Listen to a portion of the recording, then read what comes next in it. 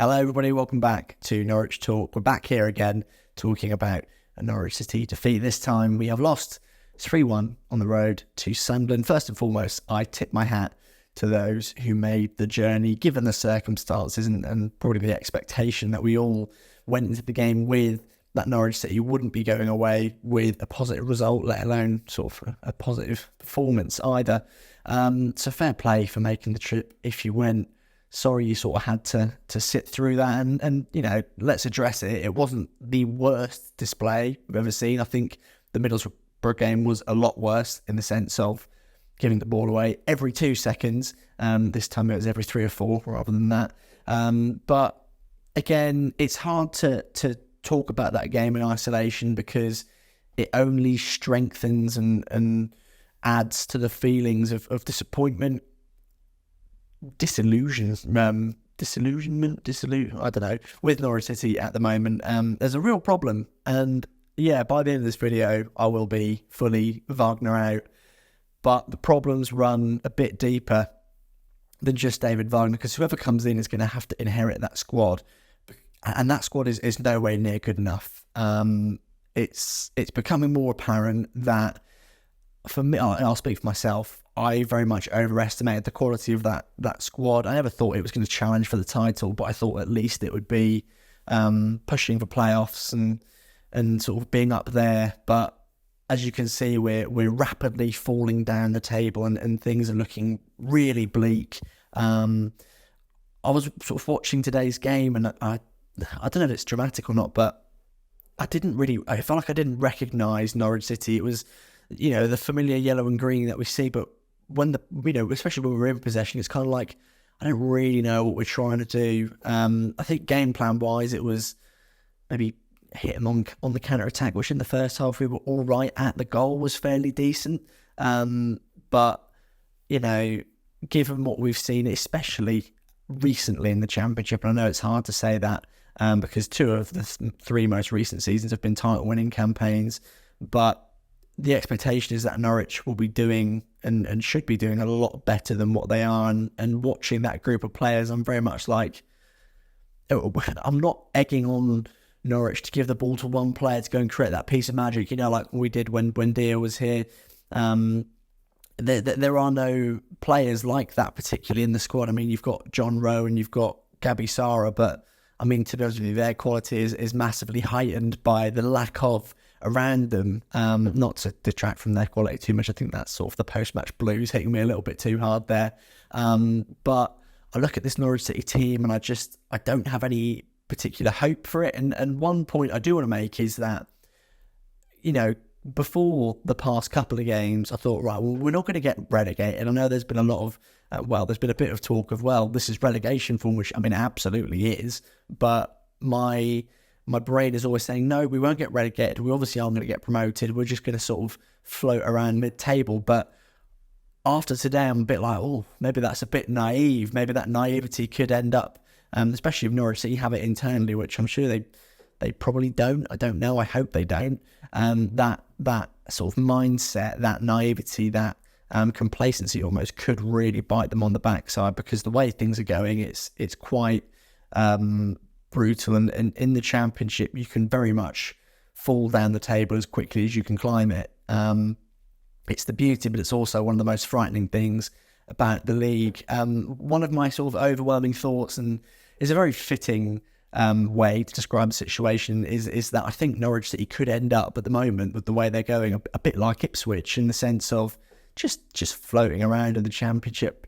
Maybe the odd good season, but like the way things are going at the moment, I don't know what can be done. Well, I know what can be done and we know what will be done, but like, there's nothing to be particularly hopeful about. You know, you've heard the same point made.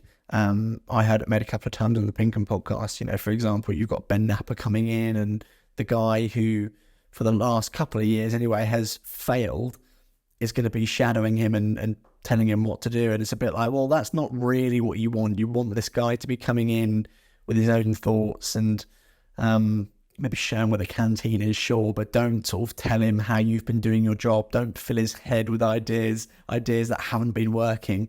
As I said, the major point is, David Wagner does need to go, because I don't think he's the man to carry this, especially what will be, hopefully, whether it's a massive one, whether it's a tiny one, but this reset that is desperately needed. He's not the man, which, I said in the last video,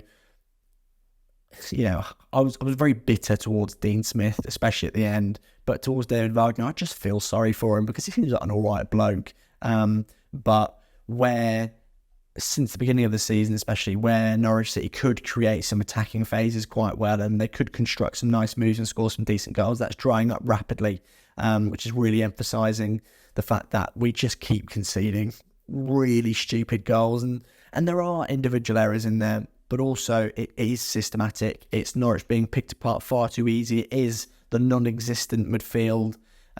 It's their lack of presence that makes it one pass from a fullback and you've got players away. The goals conceded today were just...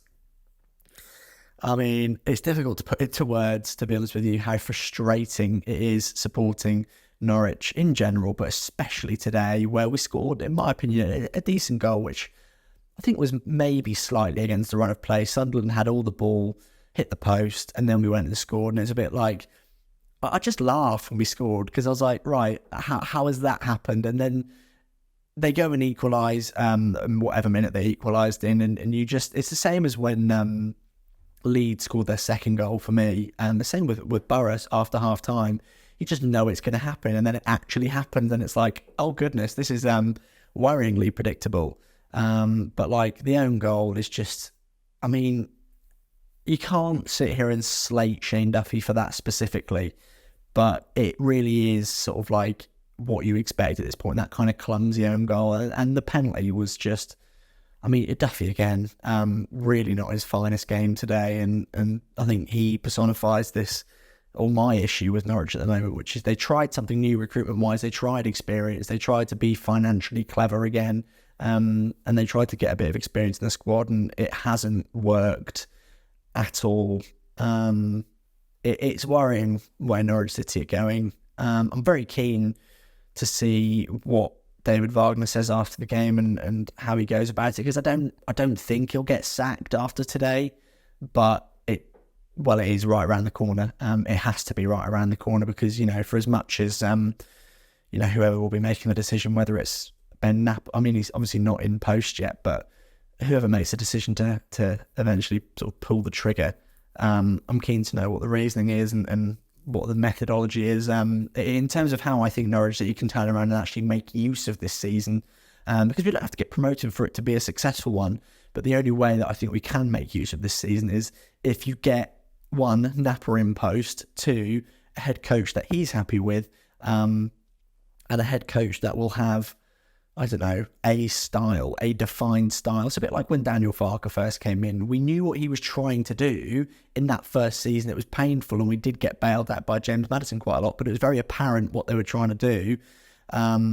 Just get a bit of that going again, just something for Norwich fans to believe, and it doesn't have to work exactly like Daniel Farke. They don't have to go and win the league instantly after a season of bedding in. It can be a couple of years, but my goodness, just give us something to believe in, because managerial appointment wise, Norwich have been diabolical since Daniel Farke. Football style wise, they've been diabolical since Daniel Farke left.